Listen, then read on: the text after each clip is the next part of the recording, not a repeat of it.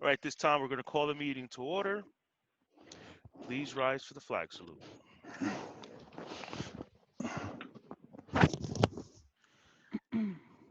I I pledge pledge allegiance allegiance to to the the flag flag of the of the United United States of States of America United America States of and to the and America, to republic the republic for for which it which it stands, stands, to which it one stands, nation, under one under God, God, nation, under God, indivisible, with indivisible, liberty and with and justice justice liberty for for all. all. and justice for all. Thank you.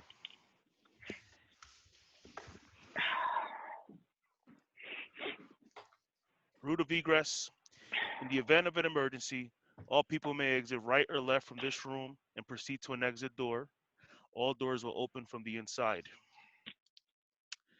The Open Public Meetings Law was enacted to ensure the right of the public to have advance notice of and to attend the meetings of public bodies at which any business affecting their interests is discussed or acted upon.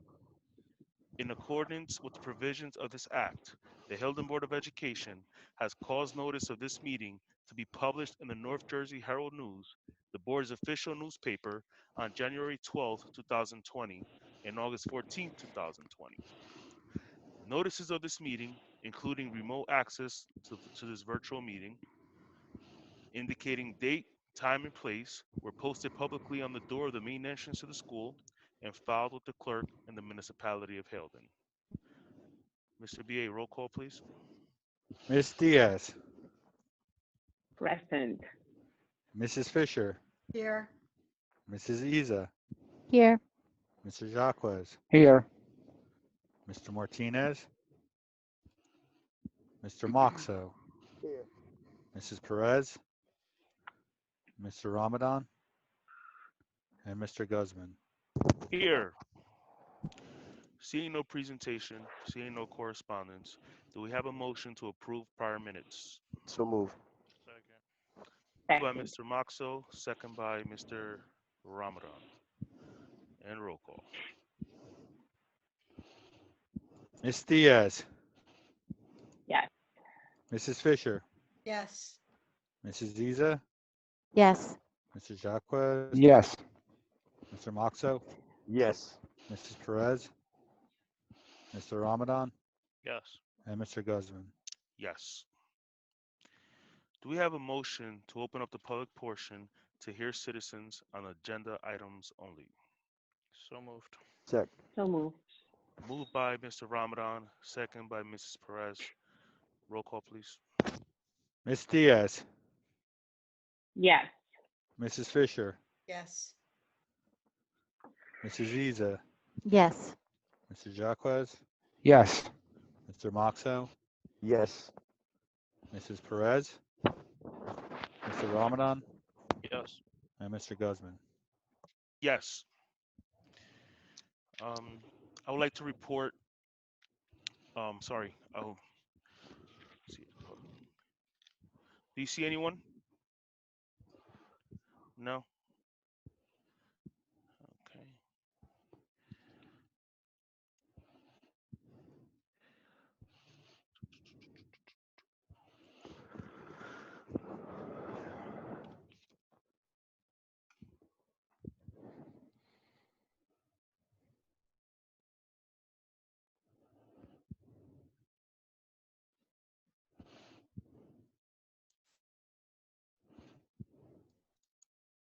We have a motion to close. So moved. Moved by Mr. Moxo, Second. second by Mrs. Fisher, and roll call, please. Miss Diaz, Yes. Mrs. Fisher, Yes. Mrs. Isa, Yes. Mr. Jacquez, Yes. Mr. Moxo, Yes. Mrs. Perez, Yes. Mr. Ramadan, Yes. and Mr. Guzman. Yes.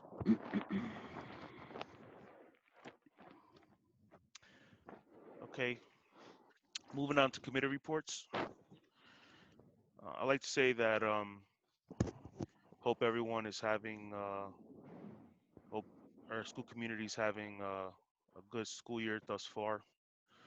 Um, Earlier today, I conducted a walkthrough of the public school with our chief school administrator, Mr. Waka. And I was very thrilled. I would like to express this to the board and to the community. I was very thrilled from what I saw. Um, I saw a sense of pride. Our children were enthusiastic. Our teachers were doing a phenomenal job.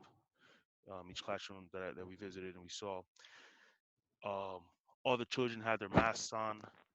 Um, I was very thrilled with the setup, the social distancing, the measures that have been put in place by our administration, and I couldn't be more proud.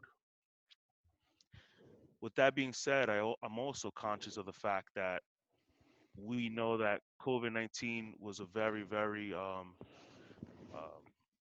um, contagious virus, and as much of a great job as our school is doing in keeping it out of our school, we still know that there's a possibility that that we can still have one of our employees or students contract the virus, thus forcing us to revert back to remote learning.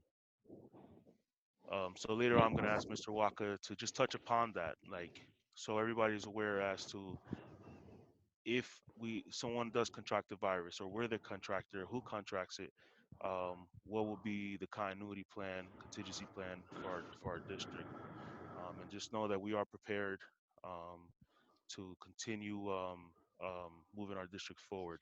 So we are prepared, and I'm just very happy from what I saw today doing the walkthrough. And Mr. Walker, I thank you and your team very much, and I'm sure the board will echo these sentiments. And that's all I have to report.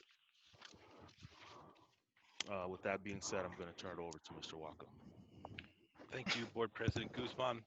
Um, I want to start by reviewing the current state of our online hybrid remote learning. I firmly believe that we are in such a stronger position today than we were last week, and in a tremendously stronger position than we were 2 weeks ago when we first started. The teachers have become more accustomed to the tools they have available to them via online learning, just as our students and parents have become more familiar with the live stream learning tools we are utilizing. First, I want to review with this board the strengths of this program we're seeing. Next, I want to review areas that we are looking to improve upon. The first strength is that our attendance has been very strong for students that are learning from home. Last spring, we only offered non-synchronous learning, and we saw that we had a major problem with student participation. I make it a point each day to walk into each classroom and check on our remote learning students, and I'm pleased to report that the virtual rooms via Google Meets are being utilized, and students are following along with the schedule that we had created. The difference between this year and last year in that regard is almost night and day. I thank the parents and the staff and the students themselves for all buying into it. Another strength that I believe is that I believe our parents are very proud of the efforts that our school and staff have made to strengthen our instructional quality as compared to last spring. I received many, many messages from parents that have been overwhelmingly positive towards the efforts, the attitudes, and tone that our teachers have used while they're doing something totally new. I think that the difference between success and failure in this new model lies heavily within the attitude that we bring to the table, and I'm very proud of the positive attitudes that I've collectively seen from our staff and our students and our parents. One of the main struggles that we are actively working to address pertains to the issues we're seeing in grade 2. Essentially, I think it's fair to state that our middle school students are having by far the smoothest transition into this type of learning. This is largely because of their familiarity with the technology. Grade 2 students are young and they really don't have that much familiarity with this technology. This has caused issues pertaining to accessing the Google Meets, transitioning from one classroom to another, submitting work, and staying active and alert the entire day. I've met with the grade 2 teachers individually, and tomorrow night I will hold a meeting via Zoom with all grade 2 parents. In order to best address this problem, it is necessary to get as accurate a picture as possible as to what the issues really are. After meeting with parents tomorrow evening, I will look to meet with grade 2 staff and administrative team members to implement possible modifications to our grade 2 structure so that we put our students in the best possible situation. Nonetheless, I think that overall we are way ahead of schedule regarding our progress towards adapting to online learning. It's important to understand that we aren't just doing this half day. We're not just doing this a couple days a week. We're doing this 5 days a week from 9 in the morning to 2:45 p.m. We jumped into something brand new and we dove headfirst into the deep end. I think that overall our program has been highly successful and we will continue to make necessary modifications as needed. The next item is that George kind of alluded to this. We'll discuss plans to strategize what a phase 2 of restart may look like. Next week, I'll begin surveying parents to get data regarding to how many parents may look to want to bring their children back into the building each day. We believe that many parents that are remote only will wish to keep their children home. I know a whole lot of parents that have absolutely no intention to send their kids into the building for the entire year.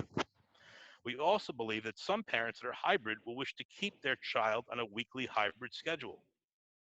We are seeking to gather data to determine how many parents at each grade level will wish to bring their children to school each day. Once we get a somewhat accurate set of data, we will see what each classroom structure will look like.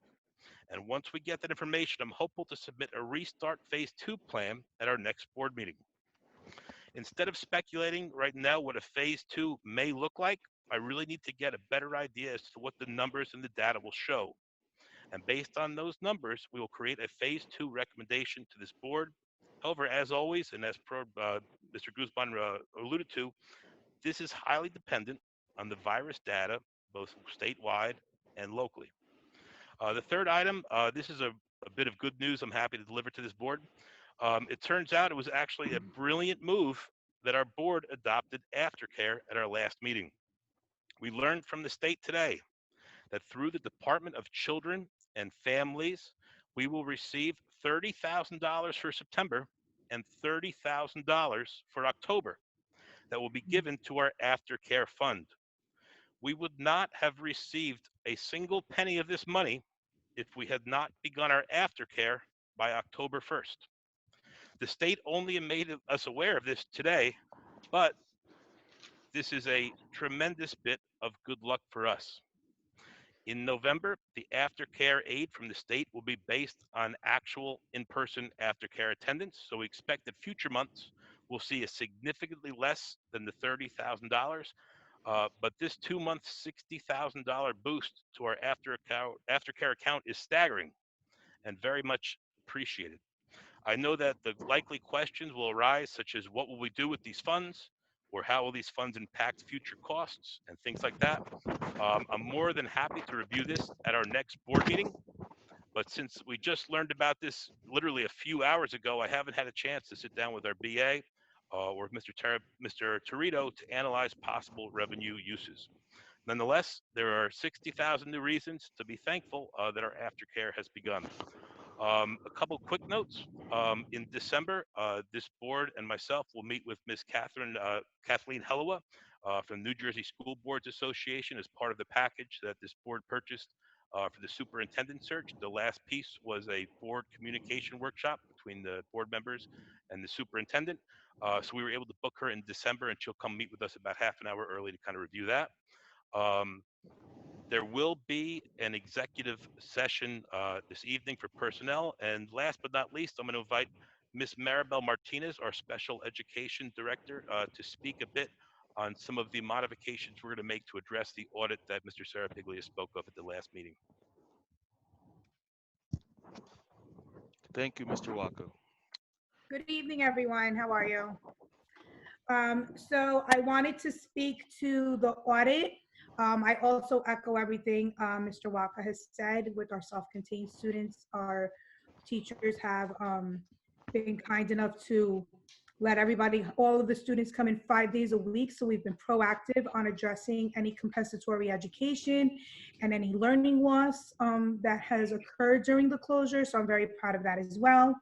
But with regards to the audit, I have already begun the training of the teams. And because we were in contact with Miss Jennifer Spears, who, I'm sorry, my dogs are coming over here. Because we were in contact with Miss Jennifer Spears, who conducted the audit, we have also met with her last. Sorry, can you get them? Thanks. The joys of being home. I'm sure some of our lovers in here will understand. It's okay. I apologize. Um, we're all dog lovers. We got a pup during COVID too. So, Understood. but anyway, so we met with Ms. Spears last week on Friday, and one of the areas that we had to improve was the writing of the rationale for removal of students from the general ed environment.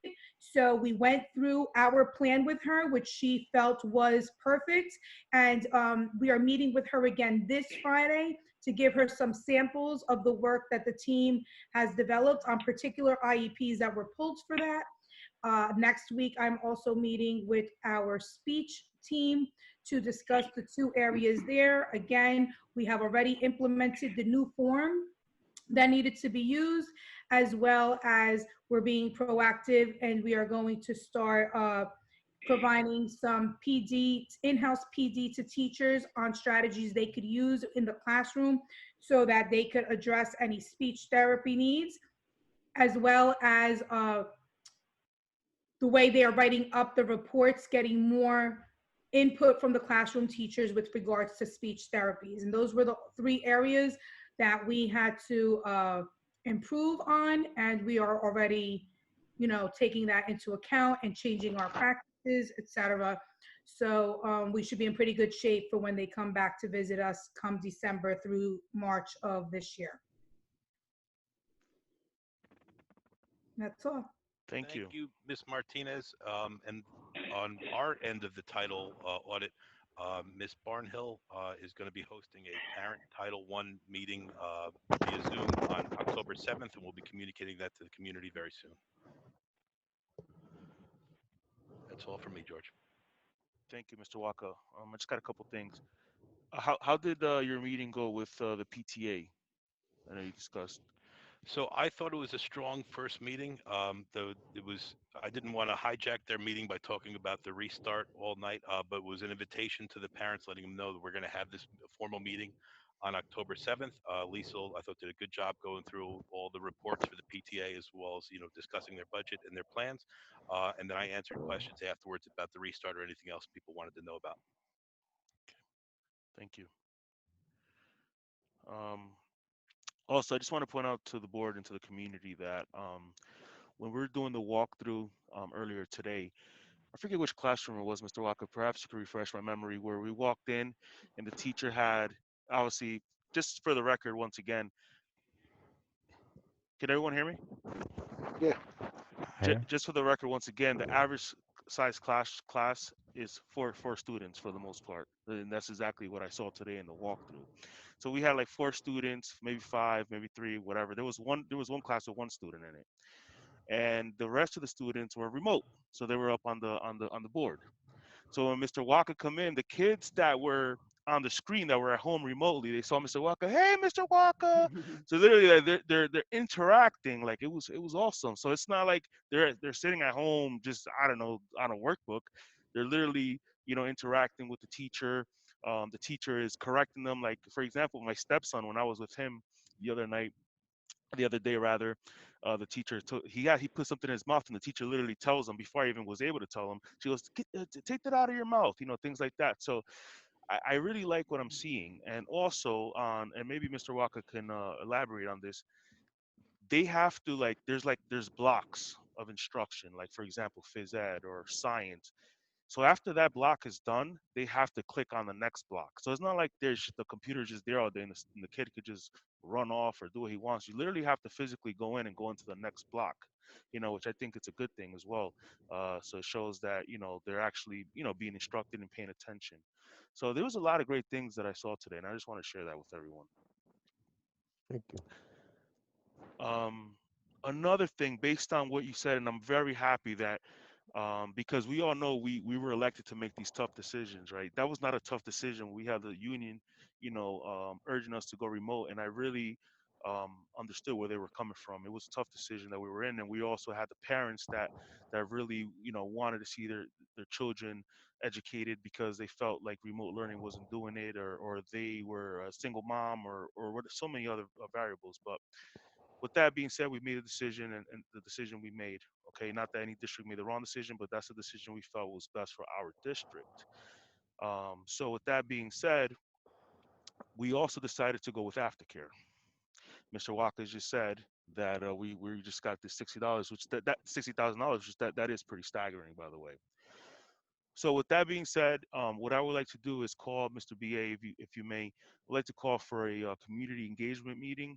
Um, so perhaps you can all brainstorm something that we can do with with the aftercare program, and then the administration will go to the drawing board and come back to the board with some type of I guess recommendation.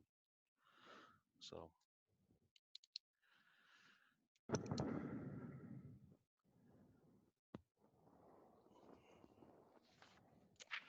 Sounds good. okay.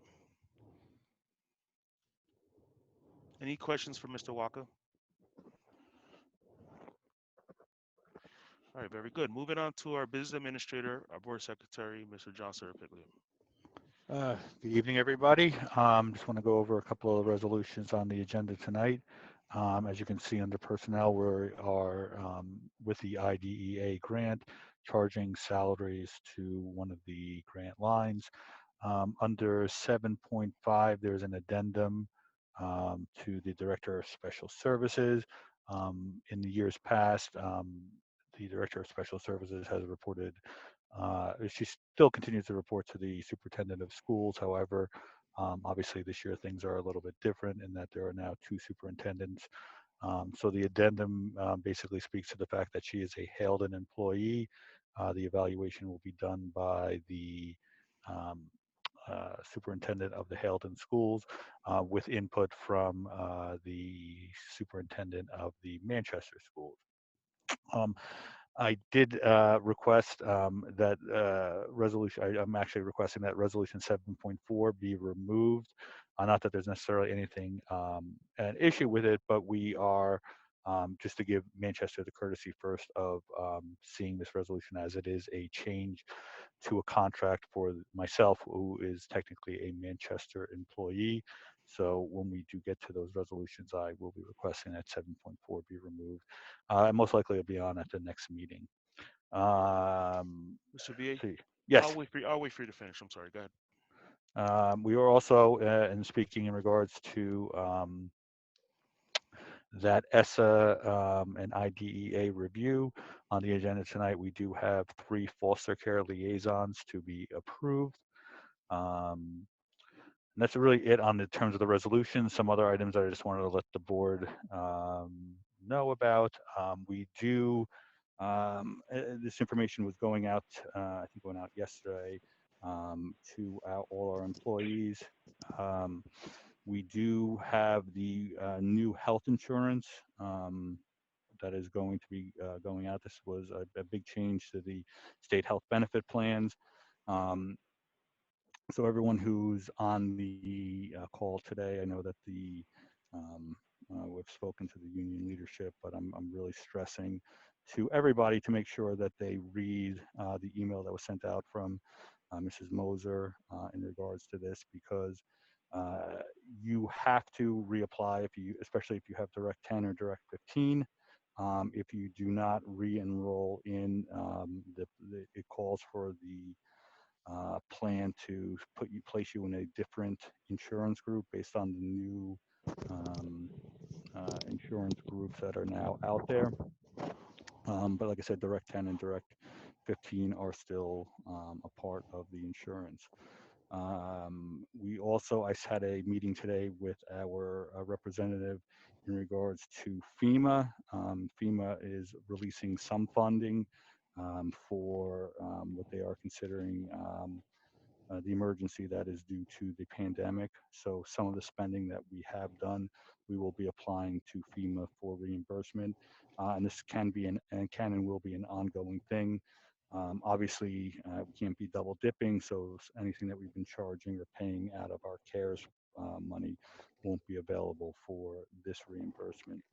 And finally, a couple of board members had reached out to me in regards to this because we never got to give a proper, well, we did say goodbye to him, but I think kind of a celebration in regards to Dr. Hernandez.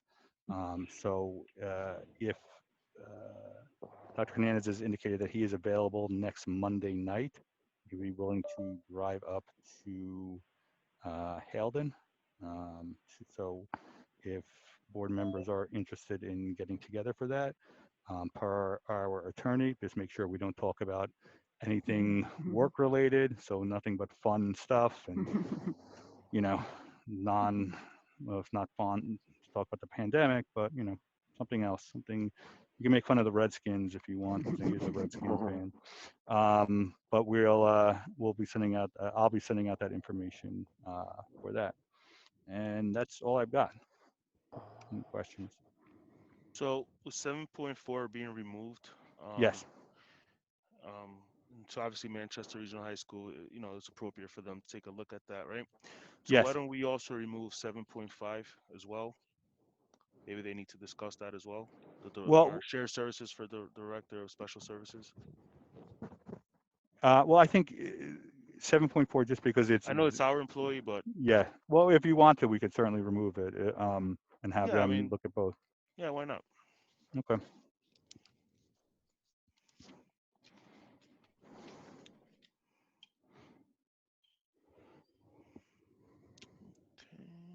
I'm sorry, what did you remove? 7.4 and 7.5. Well, he's asking for it to not be moved. 7.4 and 7.5. Yes.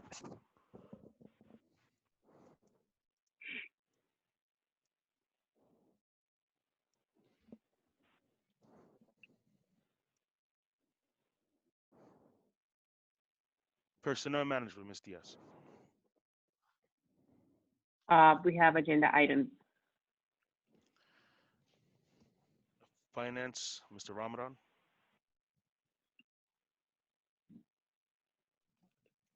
Can't hear you. Can you hear me now? Yep. Mm-hmm. We just met tonight and just signed, we reviewed bills and just agenda items only.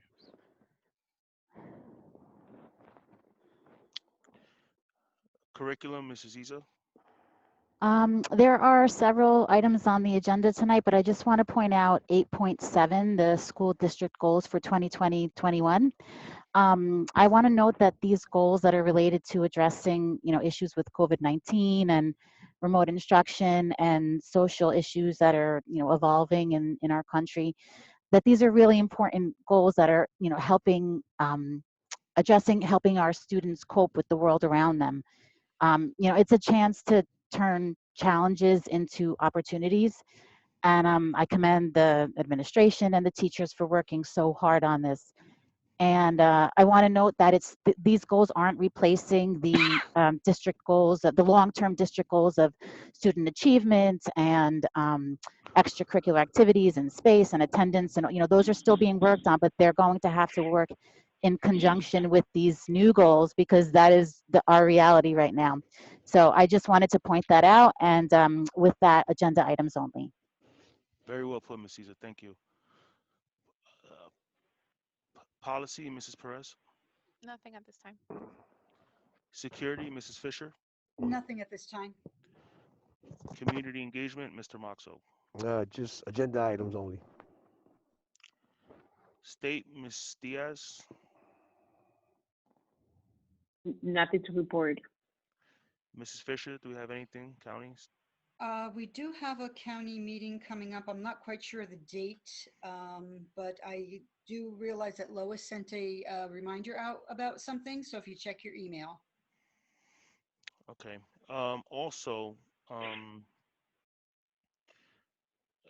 so, Ms. to the board secretary, it's Lois sending out the sign up sheet anymore, or how are we going about this? Is it going to be via email? She typically sends it out. I've been asking her to send it out by email. I think the last time she had given me something to hand around, but obviously with COVID, that's not really a preferred method. So Right. probably going forward, we'll be doing emails. Well, Uh, with excuse me one yes, second. I don't want to interrupt you, but I actually got something. It's for the county from Lois. It's going to be on October 5th. So she just wanted to let everybody know that if you wanted to sign up, just to let her know. And it's in your email, everybody's email. So everybody should have received that email. Yes, Okay. Yeah. That's for the county meeting. yes. Another thing is, I know she sent another email urging everyone, and perhaps Ms. Diaz and Ms. Fisher can add to this as to the New Jersey School Board's virtual conference coming up. I believe October 21st and 22nd. I believe it's 2 days. It'll be virtual, and everyone is obviously encouraged to sign up, but she needs a head count very soon. Yes, she yeah, does.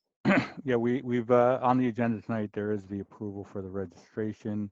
This is a virtual workshop. The registration's up to 25 attendees. In the past, we've had Corrado go, as well as our superintendent, myself, several board members. With it being virtual, we can certainly open it up to some more people to attend, because there is a lot of good information, whether it's training. As anyone who's been down there knows, there's training that's there, as well as interaction with some of the vendors. Like I said, so we have it on the agenda tonight. Um, again, if you're interested in going, please let Lois know, and we could sign you up for it. Thank you. Board Attorney, anything? Just something for executive session tonight, so I'll fill you in on that. Thank you. Okay, moving on the agenda, personnel management.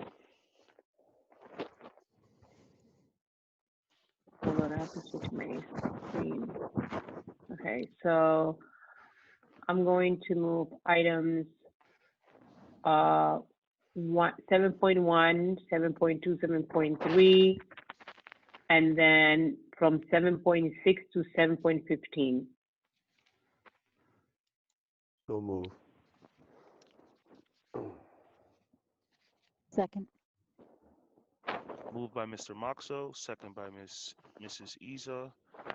Roll call, please. Miss Diaz, Yes. Mrs. Fisher, Yes.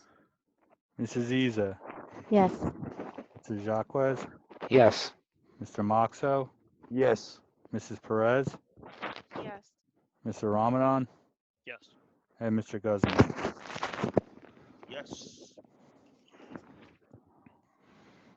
Curriculum and technology. Excuse me one second sorry. before we move on.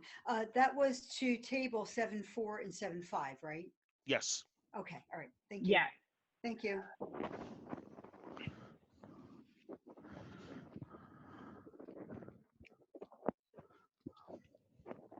Curriculum and technology. Yes. Move items 8.1 through 8.9. Second. Moved by Mrs. Isa, second by Mr. Jacquez. And roll call. Miss Diaz, Yes. Mrs. Fisher, Yes. Mrs. Isa, Yes. Mr. Jacquez, Yes. Mr. Moxo, Yes. Mrs. Perez, Yes. Mr. Ramadan, Yes. and Mr. Guzman. Yes. Okay. Community engagement, Mr. Moxo. Uh, Move item 11.1.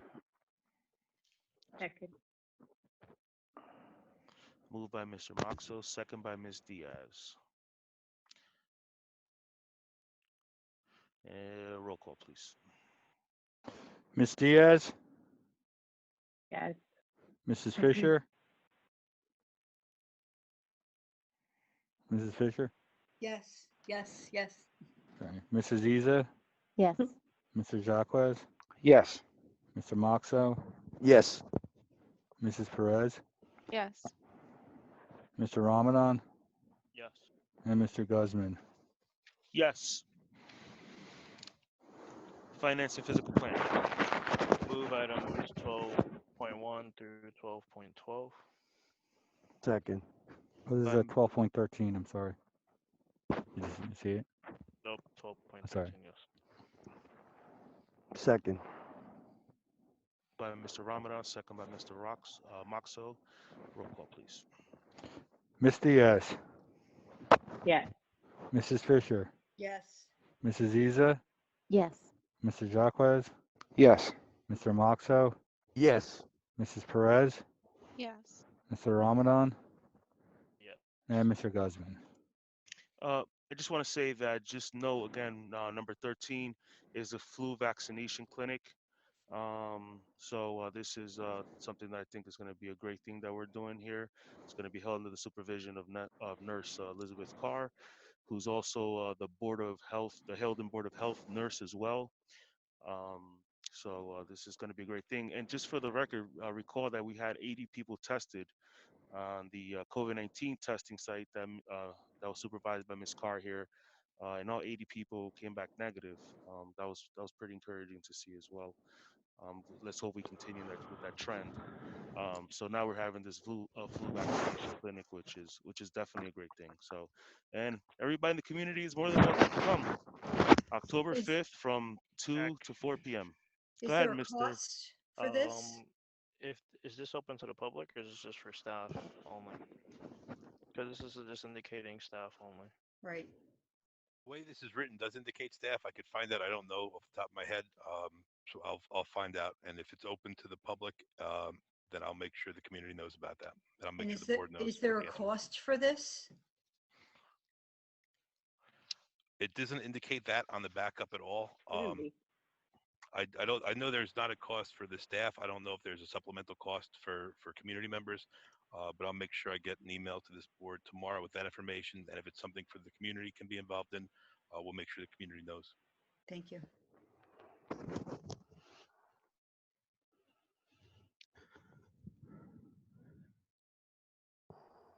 Um, Old business or new business? I have something for old business, which is I just I know there were some technology issues. Mr. Walker, can we speak to that, please? I know a lot of every district that people that I spoke to, parents, friends, family, we're having issues. Everybody connecting to the Wi-Fi and all that. So how are we making out with that? Yeah, so the first day when we had, I guess our most major issue, I think I mentioned last week, but it was our own fault to be totally truthful. Someone had pushed a button they shouldn't have pushed, and that caused us to have to repopulate the system, which takes between 2 and 12 hours. So the first day was a major hiccup. Um, Once we got past that, we learned it wasn't that we don't have really that many flaws with our equipment. There's not flaws with the Google Meet. We had a couple areas in our school where the Wi-Fi was not as strong as other spots. We've ordered and installed 5 additional Wi-Fi spots in the areas that we were having the most trouble in. So now the phone really doesn't ring all that often for tech issues, except for the second grade, and it usually rings, when the kids are transitioning from one classroom to another classroom. We've seen that's an area that we're going to address in the meeting tomorrow and hopefully make a plan to fix. Um, but I think that what we're also seeing as well is, you know, in people's houses, their Wi-Fi may not be as strong as they think, or they may be using someone else's Wi-Fi, or there may be a bunch of people in the same household using the same Wi-Fi. That kind of weakens the signal a little bit. But right now, most of the issues, I would say, the overwhelming amount of issues we have right now, and it's not, it's so much less than it was before, is basically the Wi-Fi issues at individual students' houses. And we've developed a plan internally to help students out that are having that kind of issue. Um, how as far as the and I wrote this down here. I talked about this earlier in my report. As far as how does it work with the state guidelines as far as if somebody contracts the COVID-19 virus versus what's the difference versus someone like yourself versus if it's a student versus as a secretary? How would the operation of the school continue? How do we run that? Sure. And I'll ask if Mr. Merlino, if I mess anything up or get anything wrong, And, please feel to and, bunch up in. But and I there's was going to say, essentially Mr. Walk, I have the department guidelines if you want to read from them. perfect. So I'll just kind of paraphrase off my understanding, but it's basically it's kind of like almost like a matrix where if this happens, then this would happen. So if it's one child and that child is in an isolated area, we'd shut down that isolated area for 14 days, and then we'd look to reopen after that time frame. That However, isolated area only. in that isolated area. So let's just assume it's a pre-K student, right? And what I would like to do internally is take that whole wing and put that wing on remote instruction for 14 days. However, if we have it where it's, let's say it's me, let's say Mr. Waka has it. I go all around the building. I'm in every classroom every day. So if I get it, or if a custodian were to test positive, that kind of changes, our structure. So now I'm in so many areas, we could look to quarantine all the areas I went, but it's so many where we'd most likely look to go remote for 14 days as a school. Mm. I think there's certain language in the guidelines, and Jeff will correct me if I'm wrong, but if there's two or more cases, and I think in the building, then we have to have the whole building go about 14 days. But Jeff, is there anything you want to kind of elaborate? Yeah, I was going to say, so on August 13th, the New Jersey, and everybody can see this on the website. So the new state of New Jersey Department of Health on August 13th, they issued the guidelines. And there's, as Mr. Waka said, it's a matrix. It's color coded, and there's different scenarios underneath each of them. And so they have just some of the scenarios, and I'll just read through some of them. So like one confirmed case in the school stays open. Students and staff in close contact with that positive case are excluded from the school for 14 days. Then they go on to know what close contact is. You have to be within 6 feet for 10 minutes with no mask. So there's a whole bunch of things about what the definition of close contact is. Um, but the primary response is, if there's a positive case, the first thing we're going to do is you're going to call the Board of Health, and then they're going to refer you to the County Department of Health and get their guidance as to what to go next. But there's other scenarios. So the two or more cases in the same classroom, the school remains open again, but students and staff in close contact with those classrooms, then they're excluded for 14 days. Another scenario is two or more cases within 14 days, but they're linked to multiple classrooms and there's some common denominators. At that point, maybe the school gets closed, depending on what the Board of Health says. But again, everybody can see these. August 13th, the Department of Education put it on the website. The state of New Jersey also put it on their website. And if anybody wants a copy too, Mr. Walker can send a copy of it. And Jeff, just to make sure my understanding is correct, it also gives us the option based on what we know to make a decision that we think's best. So is that correct? Like, we don't have to. Absolutely. So the facts, and looking at it on a case by case basis, in conjunction with the Department of Health and the experts, and according to the Department of Health from the state guidelines, CDC guidelines, what the data says, you can make certain modifications to it as well. Thank you. One thing that I was encouraging has been encouraging to see is the administration's relationship with our Board of Health. So that's always a good thing, as far as seeking guidance and things like that.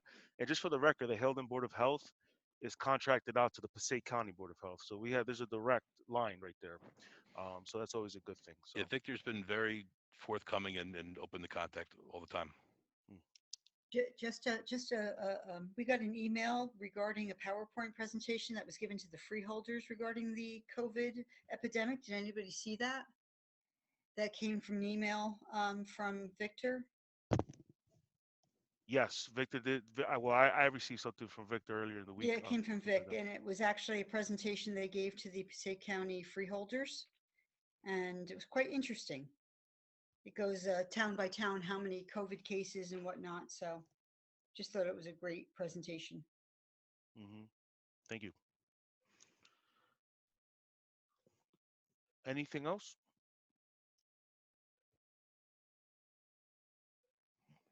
Okay. Do we have a motion to open the public portion? So move. Second. Moved by Mr. Moxo, second by Mr. Jacques.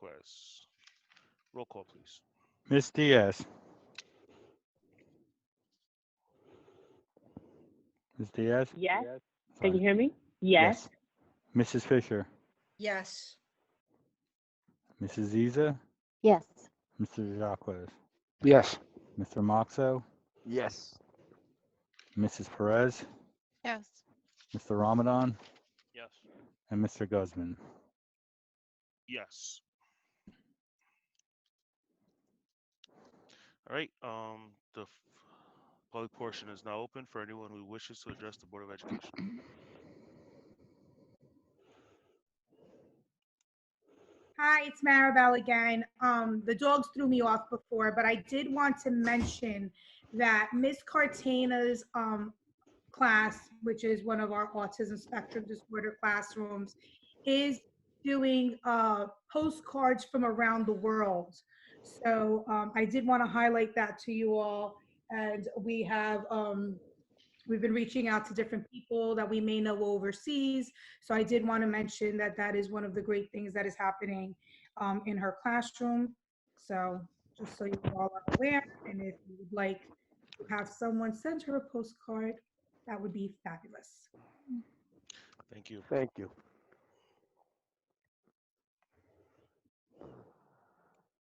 Pat, anyone else? I don't see anyone on my end either. Do we have a motion to close? So move. Second.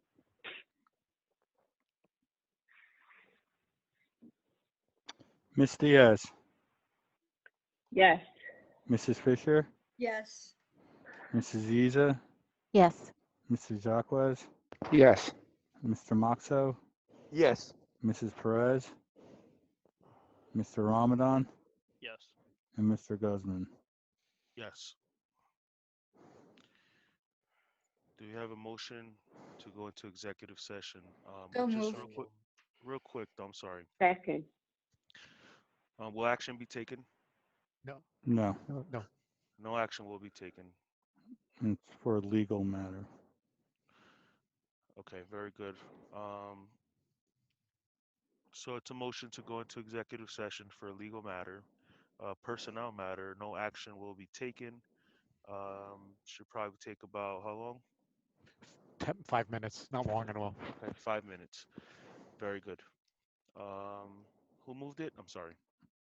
Ellen did and Anjali seconded. Very good. Roll call, please. Ms. Diaz? Yes. Mrs. Fisher? Yes. Mrs. Ziza? Yes.